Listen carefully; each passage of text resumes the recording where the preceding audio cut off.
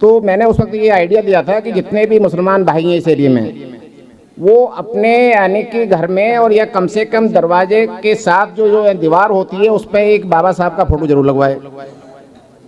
कम से कम जो दंगा होता है तो लोग जो है कम से कम इनको इस्तेमाल ना करें दलित भाइयों को मुसलमानों के खिलाफ।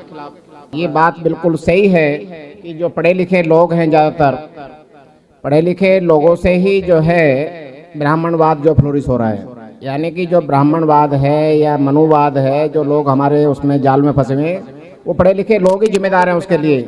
ऐसा बाबा साहब ने भी माना था और हम भी इतने दिनों से देख रहे हैं, जो यानी कि पुराने समय से लोग काम कर रहे हैं, उनका भी यही एक्सपीरियंस है कि पढ़े लिखे लोग अपनी जिम्मेदारी को नहीं निभा रहे। कहने का मतलब ये नहीं कि ये पढ़े लिखे लोग ही सबसे ज़्यादा बेकार, ऐसा नहीं है। पढ़े लिखे लोगों की ज़्यादा जिम्मेदारी बनती है।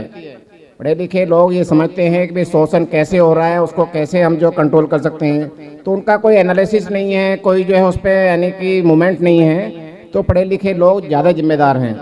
जैसे मिसाल के तौर पर जो है यानी कि मैं बताना चाहूँगा कि जो दूसरे लोग हैं जिनकी ज़्यादा जिम्मेदारी नहीं है, जो शिक्षित नहीं हैं, उन्होंने ज़्यादा गहराई से इस जो आज की सरकार है उसकी चाल गुजारियों को ज़्यादा समझा है।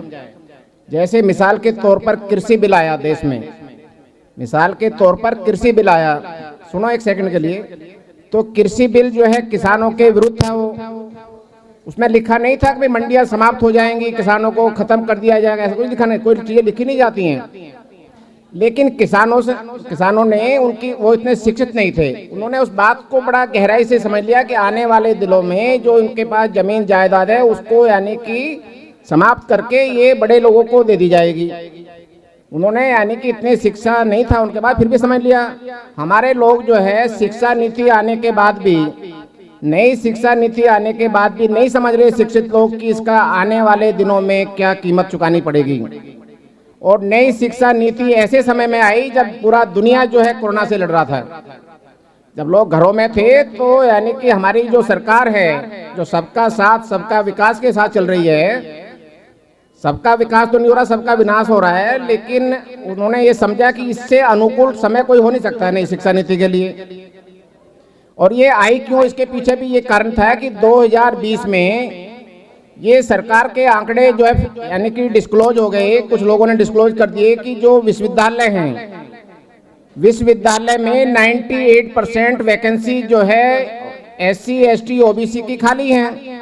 तो सरकार को लगा कि जिस शिक्षा नीति जो चल रही है, जो 86 से राजीव गांधी के जमाने से चल रही है, यदि शिक्षा नीति पे चले तो OBC के लोगों को, SC ST के लोगों को रिजर्वेशन देना पड़ेगा यूनिवर्सिटीज में, यानी कि वैकेंसी भरनी पड़ेगी। सुनो भैया, तो ये भरनी पड़ेंगी, SC ST को रोजगार देना पड़ेगा, OBC को। तो उन्होंने क्या करा, नई शिक्षा नीति आ गई। नई शिक्षा नीति का मतलब है ये यानी कि पूरा शिक्षा का वो उन्होंने व्यापारीकरण कर दिया। शिक्षा जो है पैसे वालों के हाथ में, शिक्षा बंटवारा हो गया कि बड़े लोगों की शिक्षा ये होगी, छोटे लोगों की शिक्षा ये होगी। तो बाकी आपको ये हमारे स्पीकर्स बताएंगे। आपके सामने वसीम भाई ने बड़ी यानी कि विस्तार से बहुत व्यवहारिक बातें बताई। जैसे कि मान लिया मुसलमान का कोई जो कारखाना है तो उसमें जो दलितों को प्राथमिकता दी जाए, दलितों के पास कोई व्यवसाय है तो उसमें मुसलमान, उससे बड़ा यानी कि अच्छा बॉन्ड कोई हो नहीं सकता है। क्योंकि दोनों ही इस वक्त जो है यानी कि परेशान हैं रोजगार की दृष्टि से, स्वाभिमान की दृष्टि से। तो दोनों का यानी स्वाभिमान जिंदा रखना है तो आपस में मिलना ही पड़ेगा। यदि आपको स्वाभिमान के साथ जीना है तो इससे अच्छा कोई सोल्यूशन हो नहीं सकता है। जैसे मिसाल के तौर पर जब यहाँ 2020 में शायद जो दंगे हुए पूर्वी दिल्ली में, वो बहुत अपने आप में एक आईना है। उस आईने को लोगों ने नहीं देखा तो बहुत ही ये अपने आप में एक शर्मनाक बात है। आईना ये इसलिए है कि दंगे कराए गए, दंगे हुए नहीं कराए गए, और दंगे में कुछ यानी स्वार्थी लोगों का हाथ था।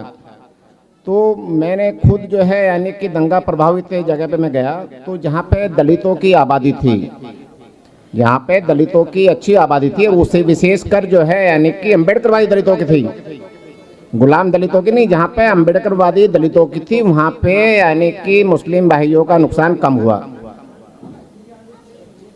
तो ये एक अच्छी बात है। और मैंने उसके बाद लोगों को ये बताया था, हमारे यहाँ पे सोसाइटी में एक मीटिंग हुई थी कि भाई ये तो दंगे चलते रहेंगे, इसका मुकाबला करने के लिए दोनों को मिलना पड़ेगा। इस एरिया में बड़ी संख्या में दलित मुसलमानों की आबादी लगभग जो है यानी कि 70 और 75% के बीच है। करावल से यानी जमुना से लेकर और ये त्रिलोकपुरी तक बड़ी संख्या में लोग रहते हैं। लेकिन यहाँ पे जो है यानी जीतता है आदमी जो है यानी कि बीजेपी का या केजरीवाल का, दोनों एक ही हैं वो। और सबसे ज्यादा खतरनाक केजरीवाल है, सबसे ज्यादा खतरनाक केजरीवाल है। वोट हमारा है और राज केजरीवाल का चल रहा है। तो इससे बड़ी बेवकूफ़ी हमारी कुछ हो नहीं सकती। तो सबसे पहले जो है यानी कि जो मान्यवर कहते थे कि भाई जो है एक सांपनाथ और एक नागनाथ, बीजेपी का एजेंडा बड़ा क्लियर है, उससे घबराने की जरूरत नहीं, वो चलेगा उसका और वो बड़ा क्लियर है। सबसे ज़्यादा छुपा हुआ जो एजेंडा है वो केजरीवाल का है। तो केजरीवाल को हराओगे या उसको यानी कि नुकसान होगा तो चोट पहुंचेगी बीजेपी को। केजरीवाल को चोट का मतलब है यानी कि वो बीजेपी परेशान होगी उसमें।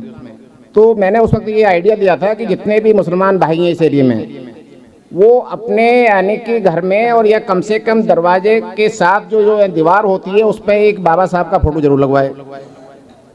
कम से कम जो दंगा होता है तो लोग जो है कम से कम इनको इस्तेमाल ना करें दलित भाइयों को मुसलमानों के खिलाफ।